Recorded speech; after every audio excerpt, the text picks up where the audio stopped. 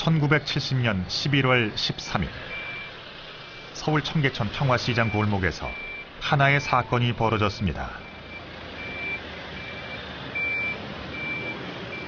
23살 노동자 전태일이 분신 사망한 것입니다. 그리고 43년, 전태일은 이렇게 기억되고 있습니다. 태일이로 해서 저의 인생이 새로워지고, 태일이로 해서 세상을 배우고 사회를 배우고. 제가 아무리 어렵다 하더라도 내가 전태일이만큼 어렵겠느냐. 만약에 저라면 그럴 수 있을까? 아마 못 그러지 않을까. 하지만 그래도 뭔가 가슴속에 이렇게 끌어오는 그 열정이라든지 배우로서 가야 할 길을 좀 만들어준 사람 같아요. 나에게 전태일은 거울 같은 존재지. 그래 봐야지.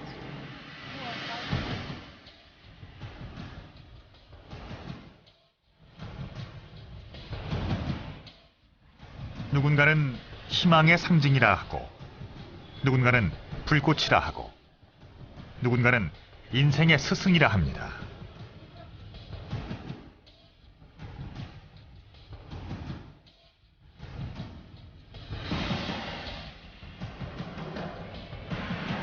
전태일은 여전히 우리 곁에 살아 있습니다.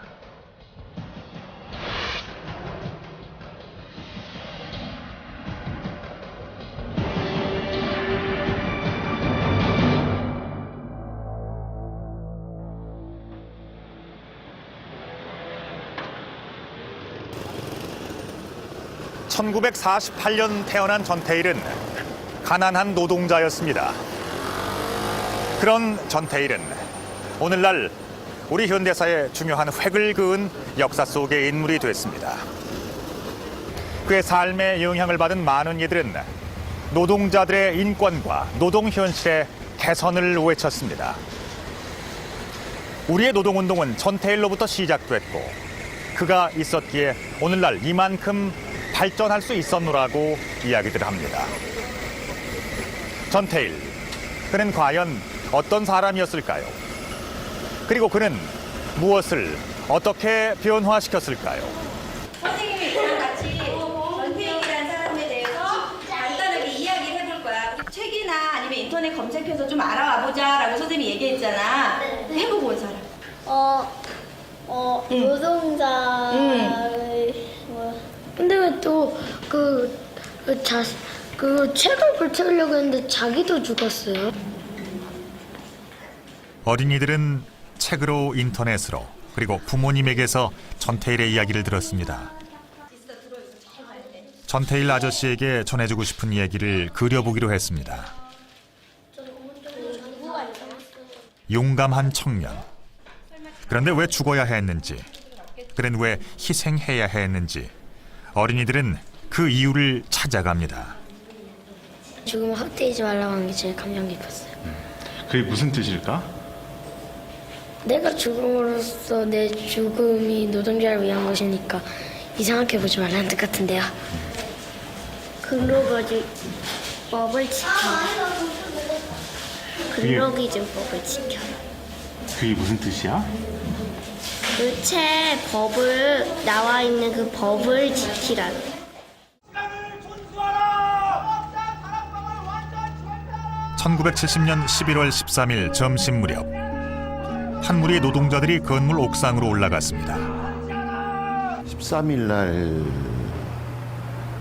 그 구름다리 밑에서 시위를 하기로 했었죠. 전태일과 그의 친구들이 주도한 시위였습니다. 그런데 미리 정보가 새 나가가지고 경찰들이 막고, 기자들은 이미 다 와 있는 상태고, 그런 상태에서 이제 이 중단할 수 없다 해서 태일이가 계단 위로 올라갔어요. 12일 날 아침에 오빠가 이제 아침에 집에서 나가는데 제가 막 쫓아나갔어요. 나가서 오빠 나 저기 학교에 월사금 가져가야 되는데 그거 안 가져오면 맨날 또 쫓겨오는데 오빠가 나 돈 언제 줄 거야 그랬더니 며칠만 기다리라고 그러더라고요. 제가 오빠의 그런 조금이라도 예감을 했으면 그런 얘기를 안 했을 텐데 그걸 몰랐기 때문에. 가족들도 친구들도 그날 어떤 특별한 느낌도 없었다고 해고합니다. 시위를 이끌던 전태일은 경찰의 저지에 막히자 친구들과 헤어집니다.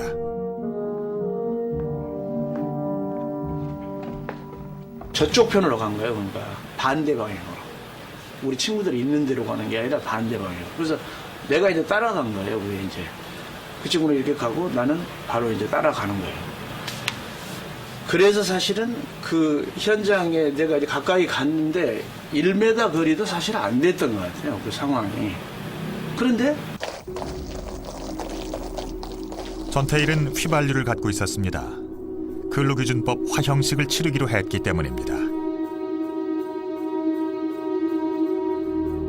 근로기준법 책에 불이 붙었습니다. 그리고 자신의 몸에도 불을 붙였습니다. 제 잠바로 불을 껐어요. 근데 그 머리는 이제 타가지고 곱슬곱슬 막 진이 가지고 되고 입술은 이렇게 막 튀어나오고 볼 수가 없는 상황. 그 상황에 이 벌떡 일어나가지고 애치는 거예요.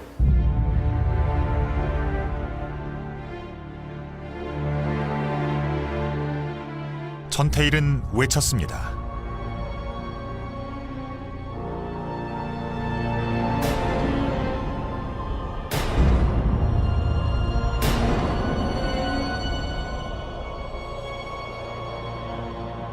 죽으려고까지 했겠어요.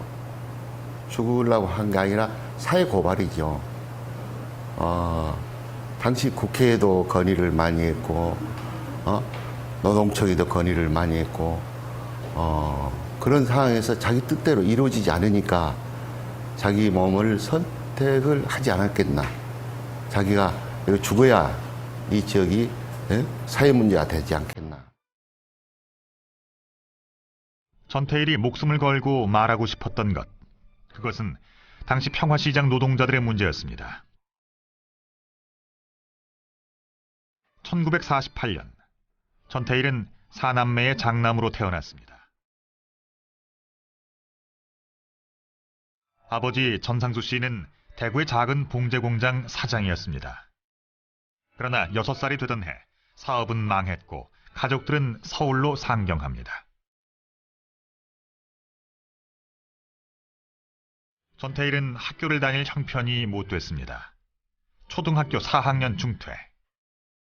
그때부터 구두 닦기, 신문팔이, 산발이 장사까지 해가며 가족들의 생계를 책임져야 했습니다.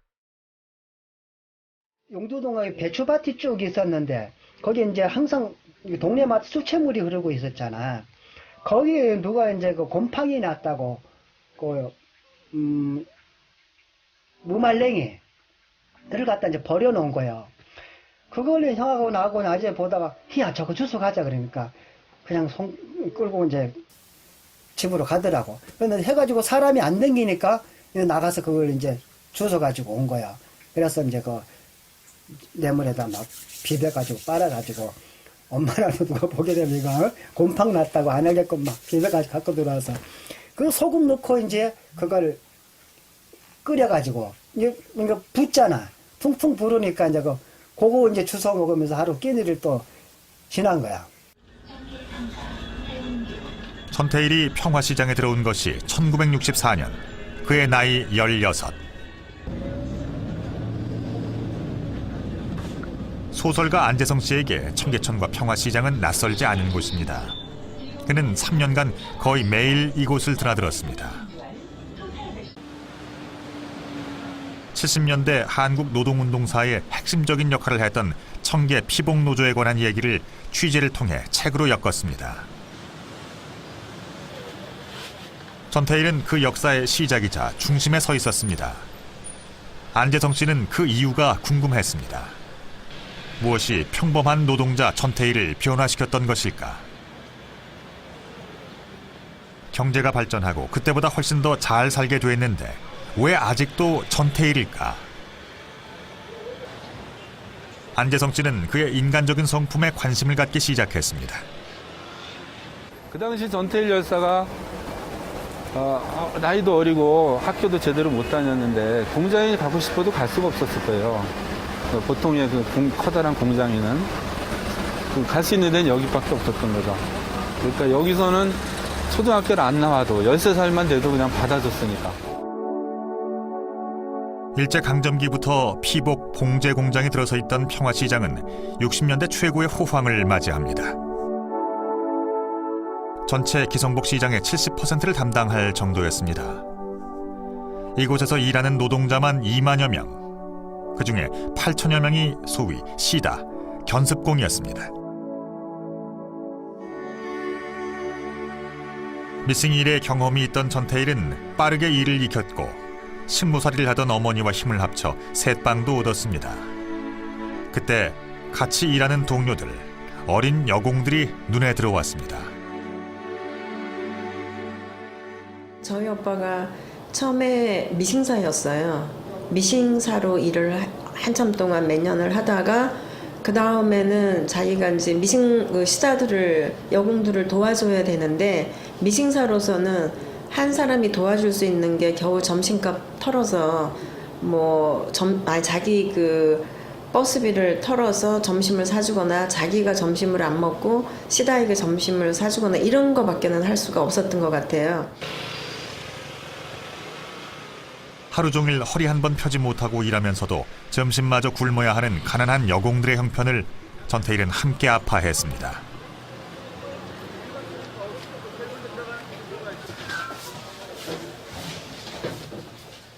지금도 청계천엔 당시 전태일이 자주 찾았던 다방이 남아 있습니다.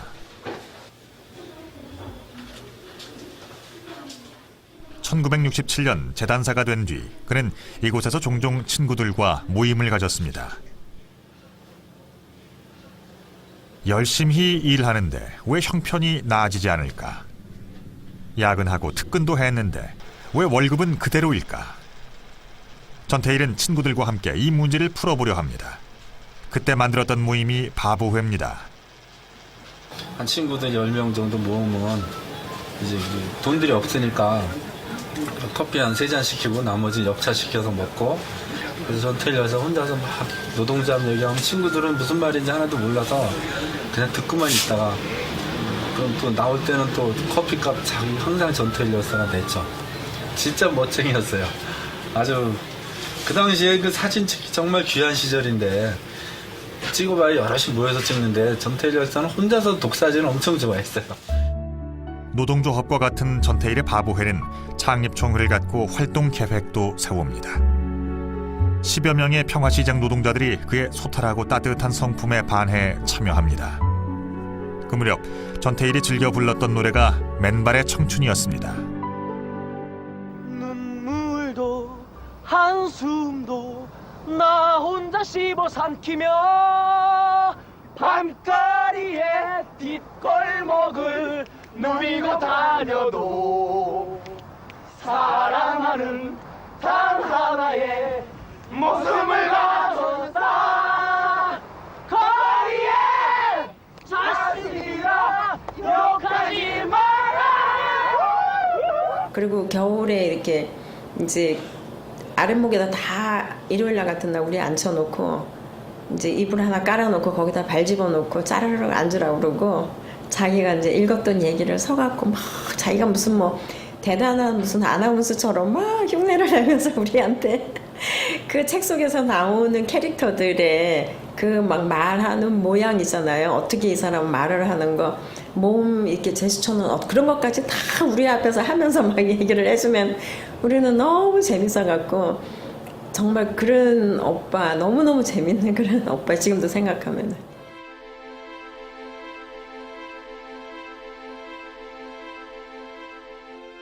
전태일은 1966년부터 일기를 쓰기 시작했습니다. 평화시장 노동자로서 생활과 활동, 생각과 심경의 변화가 그의 일기 속에 고스란히 담겨 있습니다.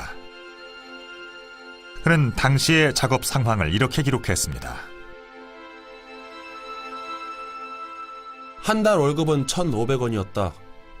하루에 하숙비가 120원인데 일당 50원으로는 어림도 없는 일이었지만 다니기로 결심을 하고 모자라는 돈은 아침 일찍 여관에서 손님들의 구두를 닦고 밤에는 껌과 휴지를 팔아서 보충해야 했다.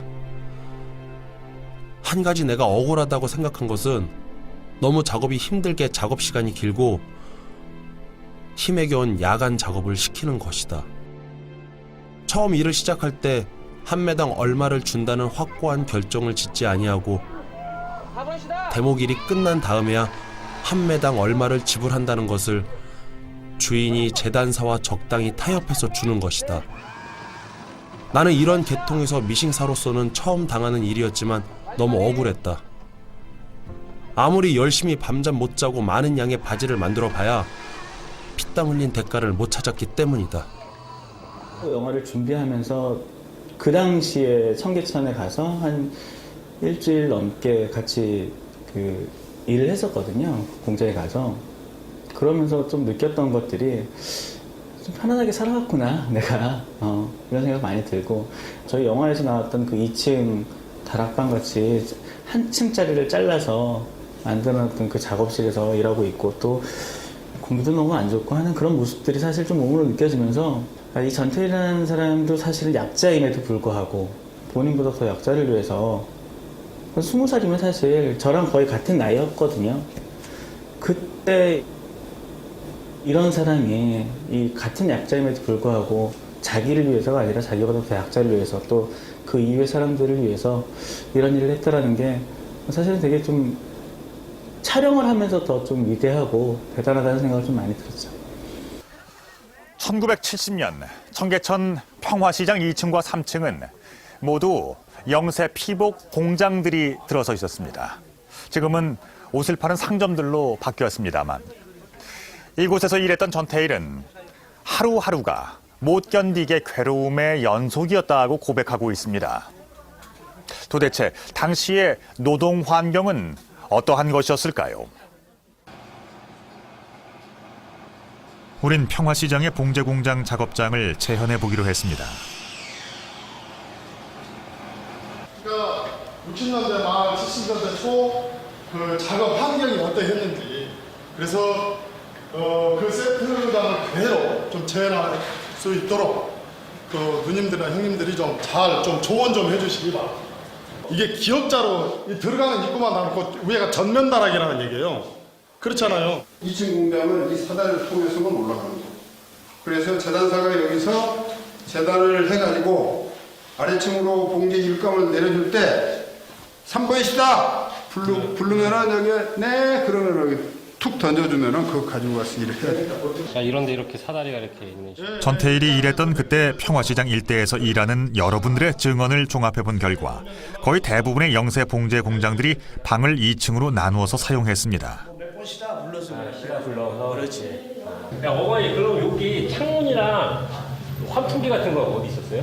환풍기는 창문이 뭐 없었잖아요. 그냥 없었죠 거의. 그냥 아예. 아니, 있기는 뭐 조그맣게 있는데 가락을 내버리고 그러기 때문에 그 자체를 써먹지를 못한 거라고. 일반적으로 창문이 덜어 있긴 있었지. 이렇게. 그렇지. 있었지. 아래층이나 2층이나. 사용할 수가 없다. 그렇지. 점심 먹으려고 도시락 펴놓으면은 조금 있으면 거기가 만지가 까맣게 실제로 이렇게 앉아있어. 먼지가. 지금 같으면은 막 공기 좋은 데를 산으로 어디로 찾아다니지만 우리는 그냥 거기서 일해야, 내가 사니까 그냥 이건 나쁜 것이다 좋은 것이다 구별 없이 그냥 당하고 사는 거지. 그걸 우리가 뭐 창문을 열어야겠다 생각을 했어. 어쨌어. 그냥 마스크 쓰면 답답하니까 그냥 하면서 하고, 코 풀면 먼지가 코에서 그냥 먼지하고 코하고 덩어리 져서 떨어져 나와도 그런가 보다 하고 사는 거지.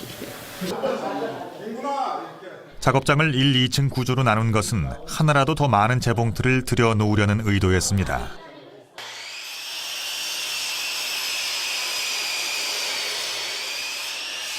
노동자들의 편의시설은 찾아볼 수 없었습니다. 조명은 약했고 기본적인 환기시설도 없었습니다. 여기는 오직 재봉틀을 돌려 옷을 만들어내는 곳. 최소한의 비용으로 최대한 생산량을 늘리기 위해 고안된 작업장이었습니다.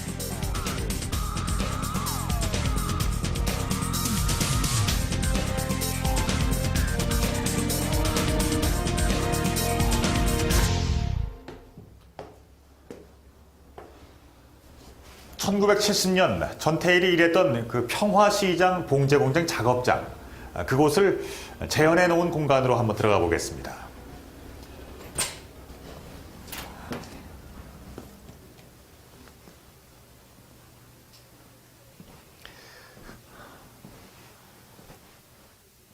네, 지금 보시는 것처럼 이 작업장의 천장 높이는 약 3m입니다. 그런데 이것을 둘로 나누어서 2층으로 만들어 놓았습니다. 그러니까 미싱사가 들어가서 일을 하는 공간의 천장 높이는 1.5m가 채 되질 않는 거죠. 일반적인 평균적인 신장의 어른이라면 고개를 숙이고 들어가야 하는 낮은 높이입니다.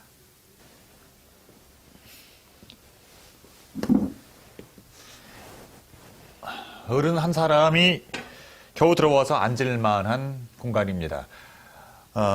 미싱을 돌리는 것 이외에는 다른 작업을 하기 힘들 만큼 상당히 협소한 크기인데요. 이 작업장 안에는 평균 하루에 30여 명의 노동자들이 작업을 했다고 알려져 있습니다. 이 켠에는 미싱사들이 작업을 했고요. 그리고 저 2층에는 재단사들이 일을 했습니다. 그리고 그 곁에는 일명 시다라고 불리는 보조원들이 작업을 하고 있었습니다. 봉제 공장이다 보니 이 작업장 내부에는 천이 수북하게 쌓여 있었습니다. 그래서 작업을 할 때마다 실밥이며 먼지가 뿌옇게 날리게 되어 있었습니다.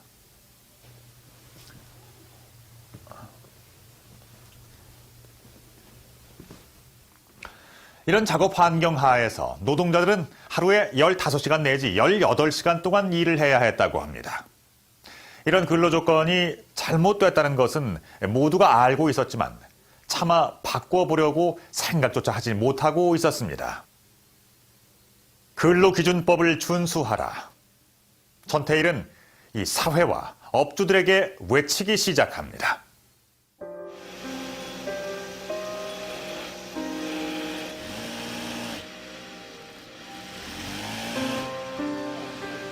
재단사, 미싱사들이 빨리빨리 일을 진행하려면 옆에서 보조해주는 시다들이 중요합니다. 말짱이 갖다 줘. 병대야, 이거 순수면이 갖다 줘. 당시 시다의 대부분은 13살에서 15살 사이의 어린 여공들. 잠시도 쉴 틈 없이 움직여야 하는 이들이 전태일은 참 안타까웠습니다. 매일매일 하루 15시간씩 일을 한다는 것은 결코 쉽지 않았습니다. 제가 당시에 75년에 평화시장 또 청계천에 동문상가의 레오 복장이라는 자그마한 아동복 만드는 공장에 또또사로 있었는데 그때 아침에 일찍이 나가서 밤 통행금지 직전까지 하루에 거의 15시간 이상을 일을 하는데 그 당시에 화장실 가면 화장실에서 늘 어린 미싱사들이 울고 있었어요. 작업 환경이 열악해도 부당한 대우를 받아도 노동자들은 항의를 할 수 없었습니다. 항의하는 순간 해고되는 일이 비일비재했기 때문입니다. 그나마 이 일자리도 구하기 어려웠고 기술을 배우면 돈을 더 벌 수 있다는 생각에 참고 버티는 수밖에 없었습니다. 1970년 한 일간지 기사에 따르면 이들의 월급은 보통 3,000원, 4, 5년 동안 전혀 오르지 않았다고 합니다.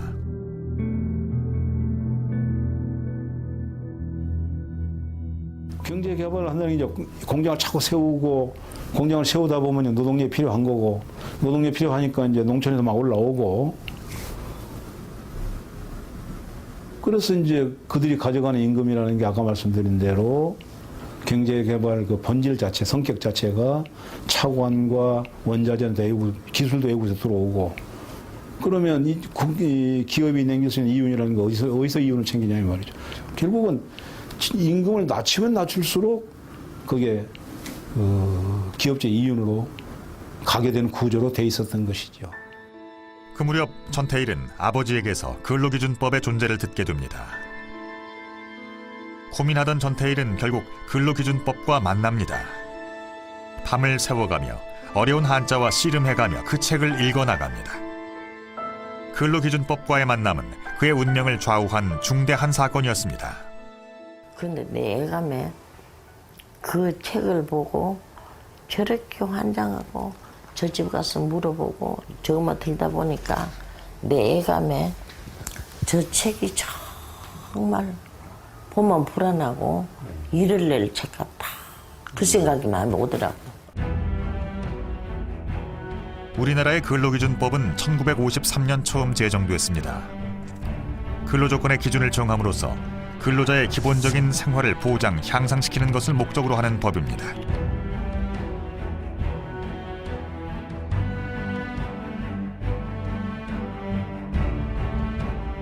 당시 법으로 정한 근로시간은 휴게 시간을 제외하고 일일 8시간, 당사자 간에 합의를 하더라도 주당 60시간을 넘지 못하게 돼 있었습니다.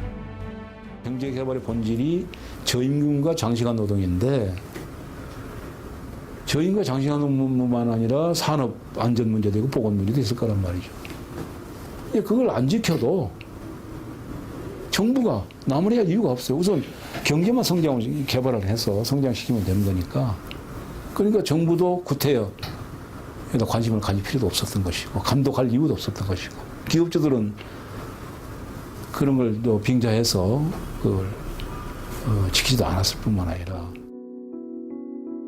그때 전태일은 대통령에게 편지를 씁니다.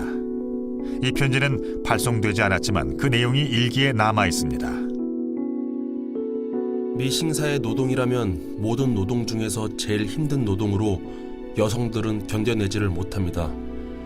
또한 3만여 명 중 40%를 차지하는 시다공들은 평균 연령 15세의 어린이들로서 육체적으로, 정신적으로 성장기에 있는 이들은 회복할 수 없는 결정적이고 치명적인 타격을 입고 있습니다.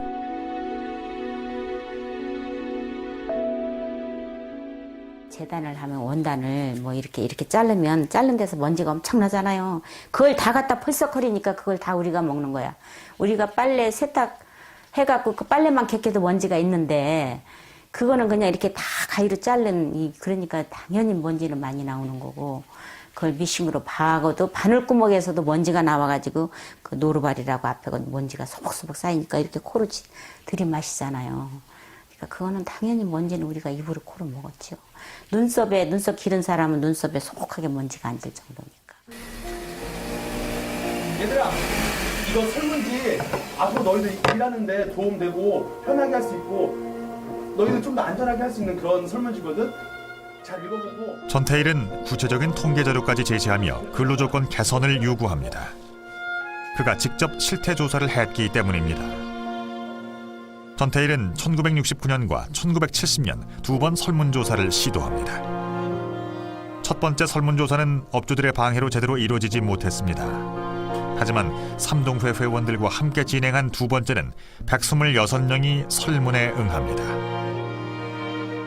이것이 당시 설문조사 내용입니다. 근무시간, 휴일 여부, 건강상태, 임금 조건 등 노동 환경에 대한 구체적인 항목들이 언급되어 있습니다. 우리가 실태조사 하는 결과 일일 하루 16시간 휴일이 없었어요. 당시는.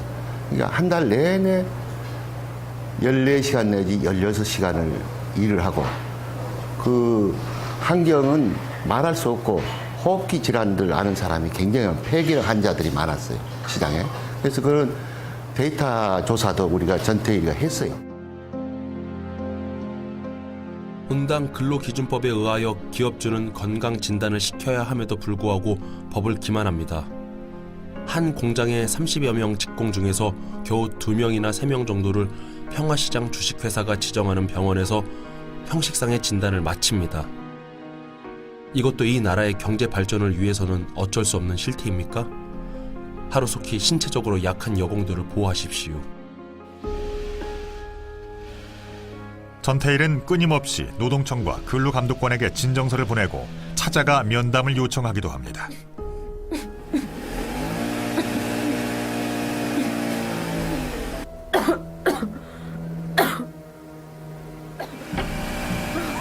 그가 작업장에서 부딪히는 현실이 갈수록 위험하고 참혹했기 때문입니다. 수많은 어린 여공들이 병으로 쓰러져 가고 있었습니다. 하지만 전태일의 이야기를 들어주는 곳은 없었습니다.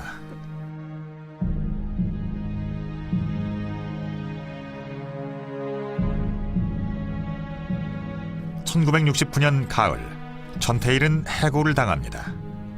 근로기준법을 이야기하고 노동자들의 작업 환경 개선을 요구하는 그는 위험인물로 낙인 찍히고 맙니다. 노동청도 업주도 알고 있었습니다. 그러나 그들은 자신의 이익을 위해 노동자들을 희생시키고 있었습니다. 나를 버리고 가야 하는 길. 전태일은 깊은 고뇌에 빠졌습니다.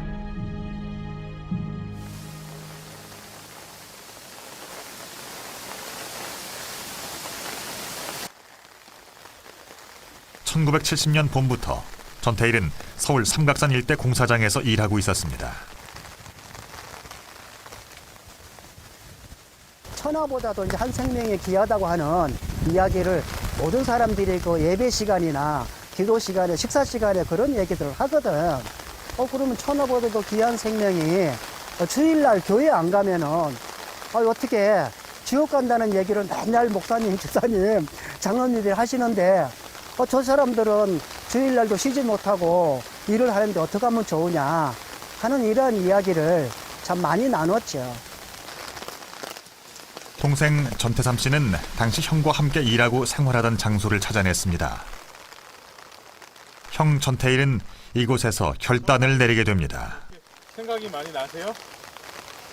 어떤 생각이 나세요? 많이 나.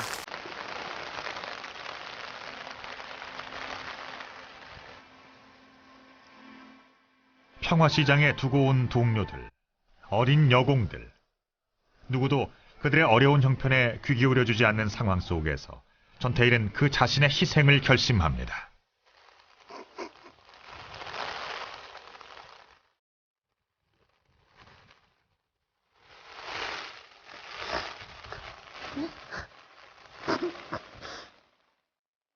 몇 사람 죽지 않으면 해결되지 않을 것이다. 그때 전태일이 혼잣말처럼 동생에게, 동료들에게 대뇌이던 말입니다.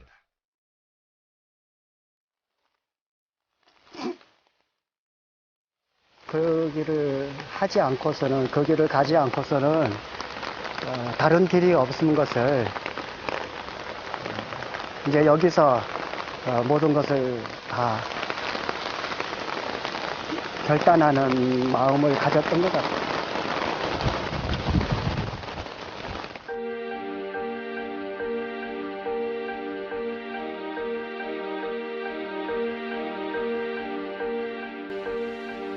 전태일은 노동자들을 위해 불을 붙였습니다.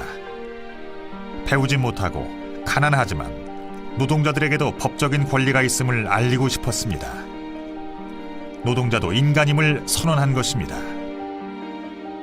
어떤 죽음, 자신의 목숨을 내놓는 헌신 앞에서는 자신의 현재의 고통이라는 게 굉장히 사소한 게 되는 거죠. 혹은 반대로 자신의 사소한 그 고통들을 감내할 수 있는 어떤 용기 같은 걸 또 주는 면이 있는 것 같아요. 특히 70년대, 80년대에 민주화 운동의 젊은 세대가 광범위하게 참여했던 데는 뭐 그런 어떤 자신의 목숨을 희생한 분들에 대한 부끄러움과 자신이 스스로 뭔가 조금이라도 해서 이 부끄러움의 흔적을 스스로 지우고 따라가야 된다는 생각이 있었던 것 같습니다. 전태일의 분신 항거 이듬해인 71년 벽두부터 각 일간지마다 노동자들의 문제, 근로 조건에 대한 문제, 그리고 청계천 근로자들의 노동 환경에 대한 문제들이 기사로 쏟아져 나오기 시작했습니다. 또한 대학가에서도 노동 현실을 개선하라는 시위가 연일 이어졌습니다. 전태일의 죽음은 당시 우리 사회에 큰 파장을 불러일으킵니다.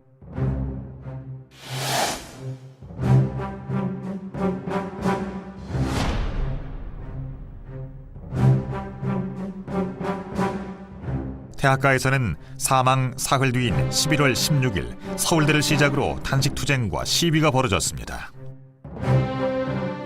정치권에서도 노동 문제 해결을 약속했고 정부에서는 열악한 임금 정책을 합리화하겠다고 발표합니다. 그 의식 변화가 행동으로 나타나기 시작해요.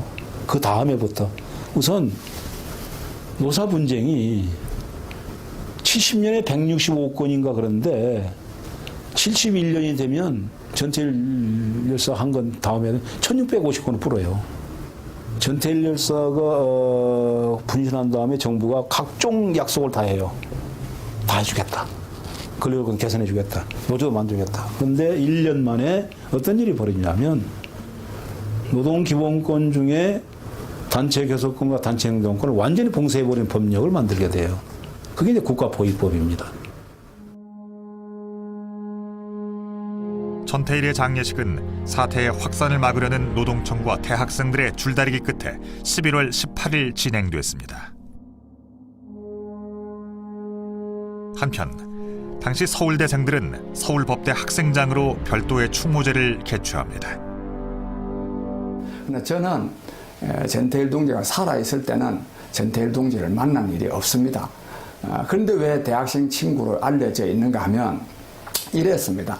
내가 이 조선 어머니를 명동성당 3일 다방에서 처음 만나가지고 난 학생인데 그 아드님의 뜻을 이루는데 우리 학생들이 좀 나서겠다 이런 뜻을 말씀드렸더니 이 조선 어머니가 그렇잖아도 우리 태일이가 나한테는 대학생 친구도 하나 없느냐고 맨날 말하면서 대학생 친구를 만나보고 싶어 했는데 우리 태일이가 죽고 나서야 이제 나타났구나 이런 말을 했습니다. 대학생 친구 한 명만 있었더라면 노동자는 기계가 아니다. 전태일의 이 말은 노동 문제, 노동자의 현실에 등한시했던 당시 대학생과 지식인들의 가슴에 깊이 새겨집니다. 정말 전태일이라는 사람은 뭐 대학은커녕 중학교도 제대로 못 다니고 초등학교도 제대로 졸업 못한 사람이 정말 노동자들의 인간다운 삶을 위해서 자기 생명까지 바치는 투쟁을 하는데 그 투쟁을 함에 있어서 한자를 몰라가지고 대학생 친구라도 한 명 있었으면 좋겠다고 생각할 그 정도였는데 우리 대학생들은 그동안에 뭐 했느냐? 시위가 번져가자 서울의 각 대학에는 무기한 휴교령이 떨어졌습니다.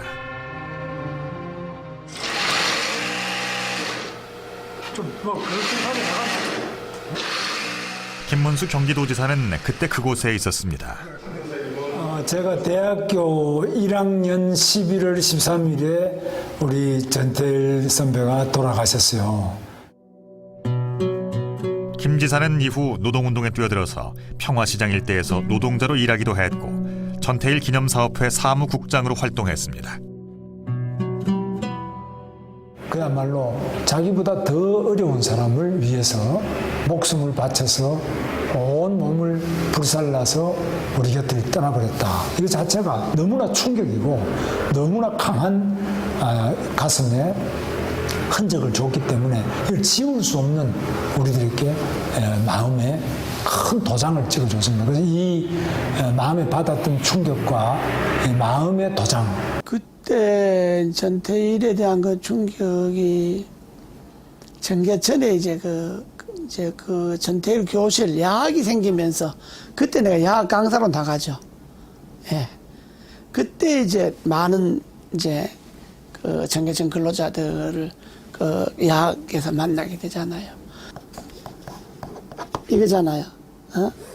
그러니까 노동자가 힘을 합치면 아무리 이렇게 불 같은 것이 짓눌려도 이긴다. 그런 이게 힘쓸 노자다, 힘을 노자다, 뭐 이런 식으로. 이 동자도 이거잖아요. 무거울 적 얘기잖아요. 그래 아무리 무거워도 여러분들이 힘만 합하면 이 무거운 걸 이길 수 있다. 그래서 이게 노동이라 그러는 거다. 뭐 이런 식으로. 이게 조영래가 쓴 거지. 그래. 당시 고등학교 교사였던 이재호 의원은 청계천 노동자들에게 노동의 가치를 가르치며 전태일과 만났습니다. 그 뒤 전태일의 이야기는 하나의 책으로 만들어져 전해집니다.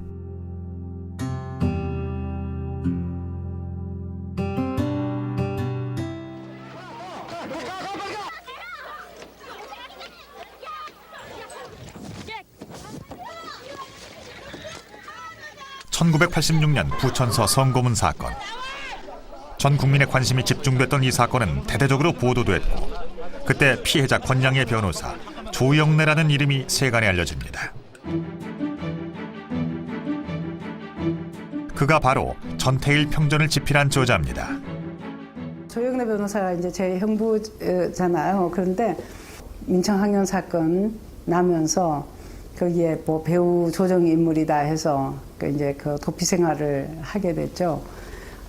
그래서 이제 도피하고 있는 동안에 바로 그 기간이 꽤 길어질 거고 그러기 때문에 본인이 그 전태일 평전을 써야지 되겠다고 생각하고 바로 준비를 해서 사실은 그 작업에 들어갔던 거였거든요. 그리고 이제 저는 중간에서 그 조 변호사가 그 자료를 이소선 어머니한테서 받아갖고 오면은 그거를 전달하고 또 썼던 내용들을 맞게 썼는지 하는 것을 또 감수하는 그 원고를 이소선 어머니한테 또 전달하고 하는 이제 그 역할을 이제 했었어요.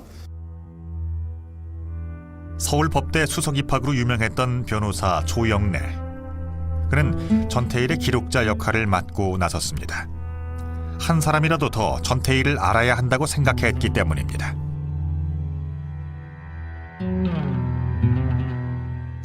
내가 맨날 이거 써서 뭐 하느냐고 하면은 다 쓸 때가 있으니까 쓰지 않느냐고. 태일이 생각이 어떠냐고. 너무너무 사랑이 많고 없는 사람 불쌍해이고 죽기까지 했는 그거를 우리 학생들은 알아야 돼서 그런다고. 국내에 처음 출판된 것이 83년. 그러나 그때 이 책은 마음 놓고 읽을 수 있는 책이 아니었습니다. 금서였죠. 그리고 이제 저 같은 경우에는 이제 구로공단에서 노동자로서 삶을 살아가면서 또 소그룹을 하면서 그 노동자들이 힘들어할 때, 또 두려워할 때, 또 뒤로 물러서고 싶어 할 때 제가 그 전태일 이야기를 많이 해줬고 또 책도 권했고. 심상정 의원은 전태일이 청년 시절 자신의 멘토였다고 말합니다. 우리 사회의 발전을 가능케 한 또 하나의 기둥이 바로 노동자임을 각인시켜 주었기 때문입니다. 그렇게 열악한 조건 속에서도 불평불만하지 않고 정말 성실하게 일하고 그 다음에 아껴 쓰고 그리고 정직하고 참 이런 노동자들이 한국 사회에 정말 절대 다수를 차지하고 있다는 것도 놀라웠고 한강의 기적을 이루는 그 눈부신 경제 성장을 이루는데 온몸으로 산업역군으로 칭송받던 그들이 이렇게 경제적으로 사회적으로 또 정치적으로 무권리한 상태에 놓여 있다는 것도 충격적이었고. 전태일은 그 누구보다도 노동자들의 생각과 행동을 크게 바꿔놓은 희망의 상징입니다. 여기가 옛날 그 청계피복 노조가 있던 자리가 맞나요? 그렇죠. 여기에 처음에 노조 사무실을 맨 처음에 여기다 만들었죠. 근데 그냥 평화시장이나 정부에서 만들어준 게 아니고 전태일 열사 그 장례를 치르기 위해서 그냥 서약만 해줬는데 아마 실제로는 안 만들었거든요. 그래서 그 친구들이 막 여기서 분신하겠다고 우리도 그쪽 난간에 매달려가지고 하루 동안 시위 걸고 프랭카드 걸고 이래가지고 이거 자리를 내줬죠. 그래서 여기가 이제 말하자면 한국 민주노조 운동의 어떤 시발점이라고 할까요? 거의 한 20여 년 동안 전혀 노동운동이 없었는데 그때 최초로 여기서 시작된 거죠. 이 청계노조가 생기면서부터 이제 곳곳에서 민주노조들이 생기기 시작하죠. 1970년 설립된 청계피복노조. 전태일의 동료들이 만든 이 노조는 노동시간 단축, 임금 인상 등 노동 3권을 보장받기 위한 광범위한 투쟁을 벌여나갑니다. 합법이었던 시절 노조원은 최대 7천여 명에 달하기도 했습니다.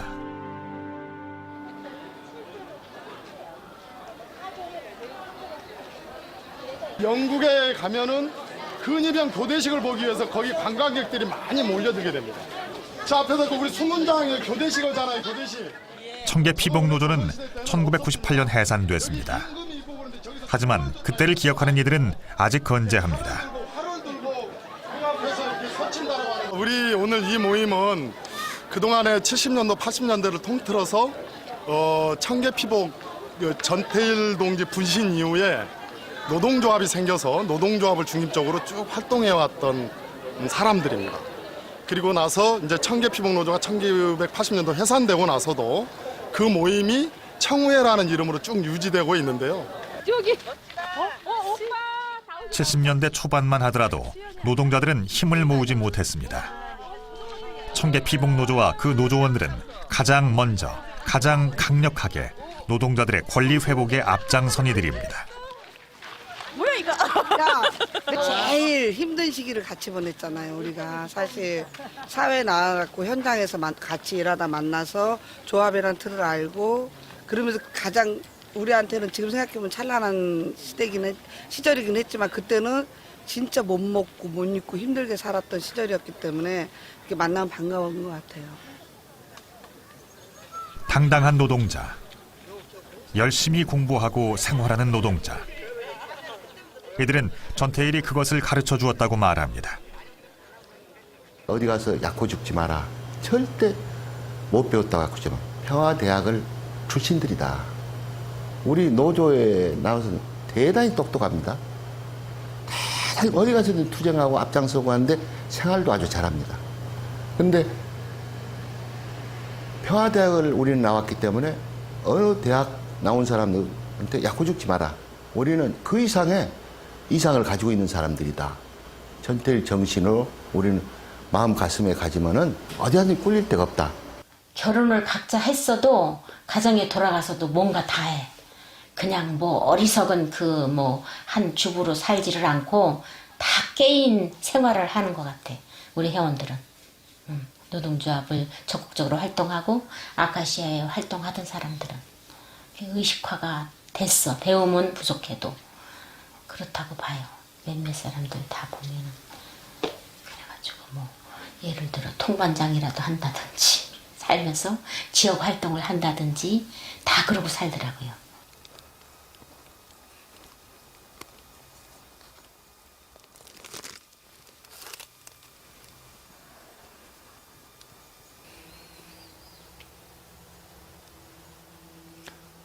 전태일.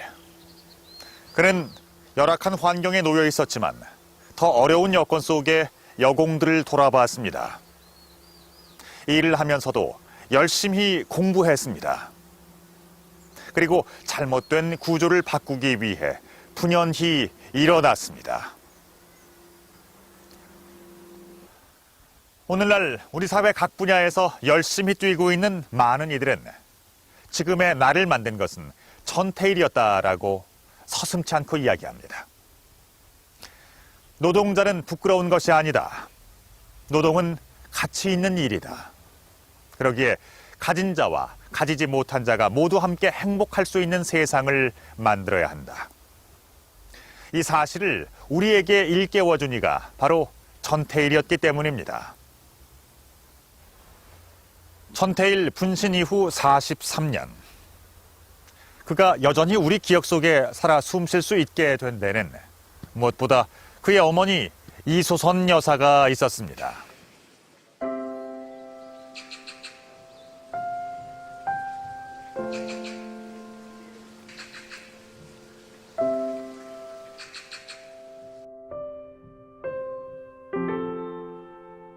전태일의 분신 당시 동생 전순옥 의원은 17살이었습니다.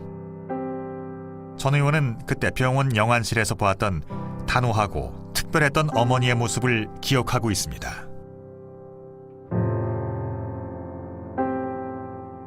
너희들이 결정해야 될 게 있다 이렇게 얘기를 하더라고요. 그래서 뭐를 언제 해서 뭔데요? 그랬더니 우리가 지금 저 영안실 안에 책상 위에 있는 가방을 봤니? 그러더라고요. 그래서 거기가 이제 하늘색 가방이 있었거든요. 그래서 봤다 그랬더니 그 안에 돈이 많이 들어있는 것 같다. 근데 저 돈을 받아야 될지 우리가 안 받아야 될지를 결정을 해야 된다. 저희 어머니한테 제가 받으면은 어떻게 되고 안 받으면은 어떻게 되는 거냐고 어떻게 결정을 해야 되냐 그랬더니 저희 어머니 받게 되면은 너희들은 앞으로 학교도 문제없이 등록금이나 이런 거 걱정 안 하고 다 대학까지 다닐 수도 있을 거다. 그렇지만은 오빠가 했던 일은 우리가 다 이제 오빠는 잊어버리고 우리가 이제 앞으로 우리가 이제 살아야 된다 이러더라고요. 가난하고 평범한 어머니였던 이소선 씨가 모든 제안을 거절했던 것은 아들 전태일의 마지막 유언 때문이었습니다. 어머니, 저를 원망하십니까? 나는 너를 이해한다. 어찌 원망하겠니? 원망하지 않는다. 어머니, 제가 못다 이룬 일 어머니가 꼭 이루어 주십시오. 아들과의 약속, 그게 대단히 중요했고, 근데 약속을 지켜가는 과정에서 스스로 투사가 되는 거예요. 스스로. 완 집안일 다 치우거든요. 다 치우고 스스로 자신이 투사가 되는데, 이론도 그렇고 그 연설을 하는 걸 내용을 보면 진짜 이게 운동가들이 하는 연설과 거의 다름이 없어요. 그건 뭐냐면 아들과의 약속만 지키는 것이 아니라 스스로 그 투쟁 과정을 겪으면서 스스로 운동가가 됐던 것이죠. 아들의 장례식을 치른 뒤 어머니는 청계 피복노조 결성에 참여합니다. 유신 시절의 혹독한 탄압 속에서도 어머니는 뜻을 굽히지 않았습니다. 77년과 81년 두 차례에 걸쳐 구속 수감되기도 했지만 40여 년간 노동자들의 집회와 시위, 민주화 운동의 현장엔 늘 어머니가 있었습니다. 한두 번도 아니고 수도 없이 거기서 맞고막이 터지고 와서도 조합원들 어린 그 아들 같은 조합원들 앞에서 그걸 보여주면 안 되죠. 그거 보여주면 또 저기들이 의욕을 잃으니까 와서는 아주 너무 당당하게 경찰하고 또 싸우는 거죠. 그리고서 이렇게 서럽게 우시고 그랬어요. 내가 그렇게 저를 좋아하고 나를 좋아하고 아버지도 안 계시는데 어째 저렇게 죽을 수가 있었는가. 그럴 때는 죽을 때 나한테 다 말을 다 하고 죽었기 때문에 다 알고 있어요. 이소선 어머니는 2011년 아들 전태일의 곁으로 떠났습니다. 수많은 노동자들이 상주가 돼서 그의 장례식은 민주사회장으로 치러졌습니다. 아들 전태일을 잃고 어머니는 수백 수천의 새로운 아들을 얻었습니다. 저희 어머니는 끝까지 이루고 싶었던 거는 마지막까지 그 노동자는 하나가 돼야 된다. 노동자가 하나가 되지 않으면 절대로 노동자들의 그 권리를 찾을 수가 없다. 그래서 노동자 그 전국 노동자 대회가 있을 때나 사람들을 만날 때나 항상 저희 어머님이 하신 얘기는 노동자는 하나가 되세요. 그 말.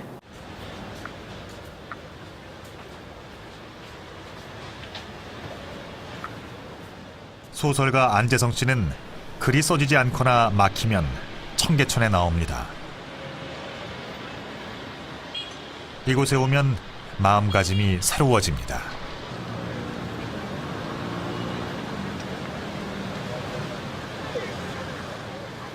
전태일이라면 지금의 문제를 어떻게 풀어냈을까?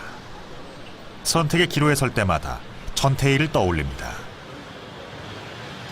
내가 글을 쓰면서 어떤 글을 쓸 것인가를 결정할 때 나를 바르게 해주는 분이죠. 태일이 만나고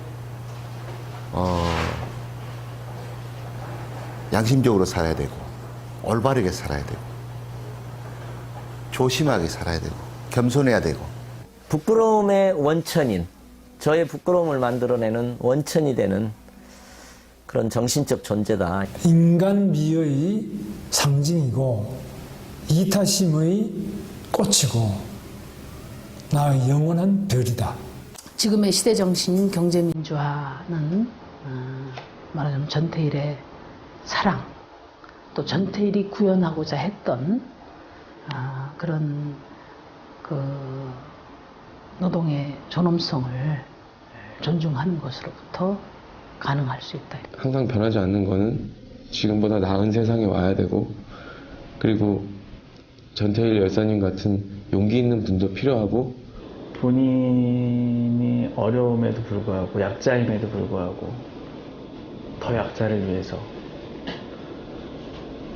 뭔가 자기 자신을 희생할 줄 아는 사람, 고마운 사람이죠. 나는 바보입니다. 12살, 13살 난 어린 시다들이 먼지 먹고 폐병 들어 일전 한 푼 못 받고 공장에서 쫓겨나갈 때 나는 가만히 있었습니다. 근로기준법을 보면 우리도 당당히 인간적인 대접을 받고 살아야 한다고 쓰여져 있습니다. 우리 재단사들은 모두 다 바보입니다. 우린 그걸 알아야 합니다. 그래야만 우리도 언젠간 인간적인 대우를 받을 수 있을 겁니다.